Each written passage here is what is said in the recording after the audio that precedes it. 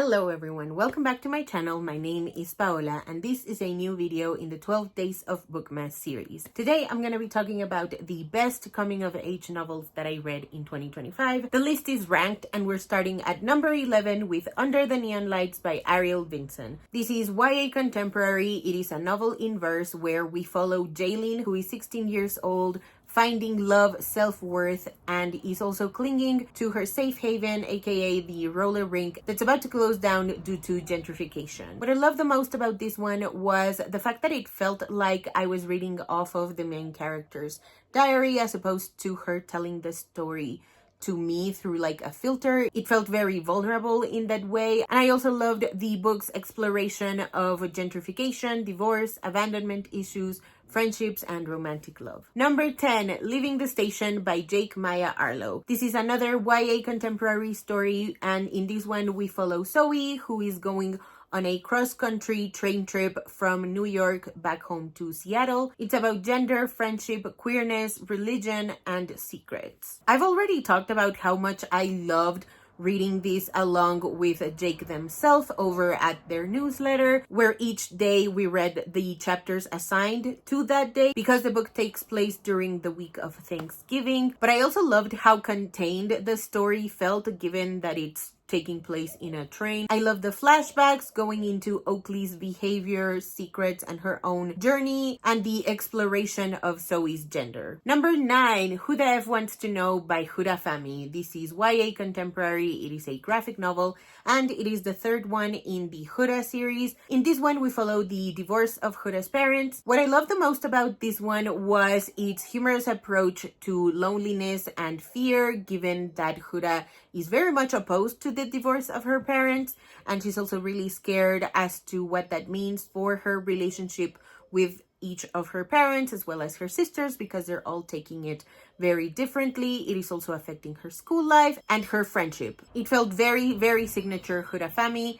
Highly recommend this one. Number 8, Little and Lion by Brandy Colbert. This is YA contemporary and we follow Suzette. So she was basically away for an entire year off at boarding school, and now she's back home in LA for the summer. She's struggling to figure out whether she wants to stay or if she wants to leave again. And while she's happy to be back with her friends and family, there's also the aspect of what she left back at boarding school, the fact that she's also falling in love with the same girl that her brother is now falling for. It's very angsty, quite emotional, and it was so much more fun than what I was anticipating it to be. My favorite thing about this book was easily the rereading experience, because I read this one back, I want to say 2016, maybe 2017 for the first time, and rediscovering it so many years later felt like a breath of fresh air while also like being embraced by its familiarity. I love the flashbacks, Emile and Suzette's scenes,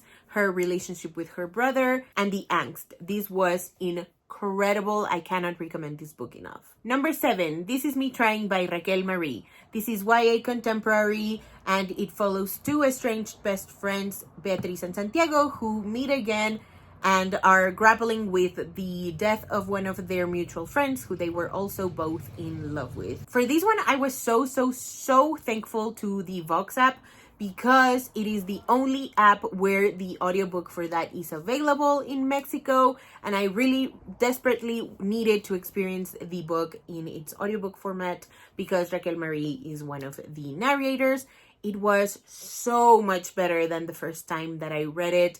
I fell in love with it like as it was back in 2024 when it first came out, and getting to reread it only a year later was so rewarding too. Beatriz and Santiago are easily my favorite, most treasured, messy queer characters. I also loved the ensemble cast, especially Olive and Whitney, and I also really loved getting to re-explore its themes of mental illness, grief, and family. Number 6, Killer House Party by Lily Anderson. This is YA horror and it's about Arden, who is throwing a party at a haunted house to recoup the college funds that her parents spent. What I love the most about this one were the as told by chapters, where we basically go into the different ways in which people think that the house ended up haunted. I also loved its discussions of fatness and fat phobia in the medical field specifically, and how Arden plans to combat that once she goes to medical school. I love the high stakes of it all, the fact that it is a sentient haunted house, the friend group, the angst, and just how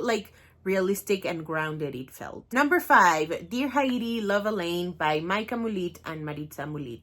This is YA contemporary, and we follow Elaine, whose presentation on Haiti goes unfortunately very, very wrong, and so she is shipped off to Haiti for the rest of the school year, where she's finding out the good, the bad, and the ugly of her family, who happens to be descendants of one of Haiti's liberators. What I love the most about this one was the voice. Elaine felt so close to me. I loved the richness of the plot. I love that we go into, again, the good, the bad, the ugly, and the fact that we have a love interest in the mix. It all makes it very, very fulfilling as a YA read. Number 4, Our Way Back to Always by Nina Moreno. This is YA contemporary, and we follow Sam and Lou, who are joining forces after many, many years of not speaking, so that they can complete their senior year bucket list. What I love the most about this one was the angst. I love that it's set in senior year and that neither of our main characters know what they want to do after school. They're both struggling to figure out where their future is headed for very different reasons, which I also really loved. I also love the bucket list items and the journey that they go on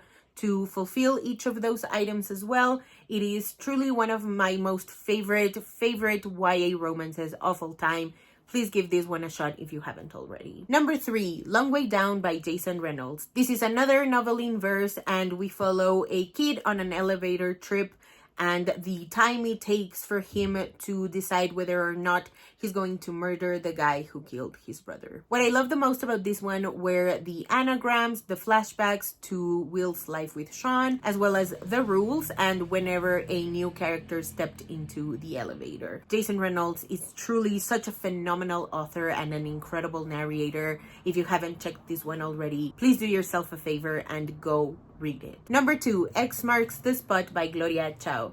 This is another YA contemporary. It takes place during the summer, and it's about Gemma, who just got noticed that her grandpa is dead, and she's going on a journey to Taiwan to solve a series of puzzles that her grandfather left her so that she can get her inheritance. But to do that, she needs the help of her ex and now rival Sander. What I love the most about this one was that it made me stay up until 3 in the morning because I needed to know what happened so badly. It was so fun, so angsty and rewarding. It was quite the hard-hitting read. I love the angst and its exploration of mother-daughter relationships, father-daughter relationships, and how that sort of trickles down and affects the way that parents raise their children. The grief, the friendship, the forgiveness, and obviously the puzzles. They were so clever, so well-paced. I love these novels so much.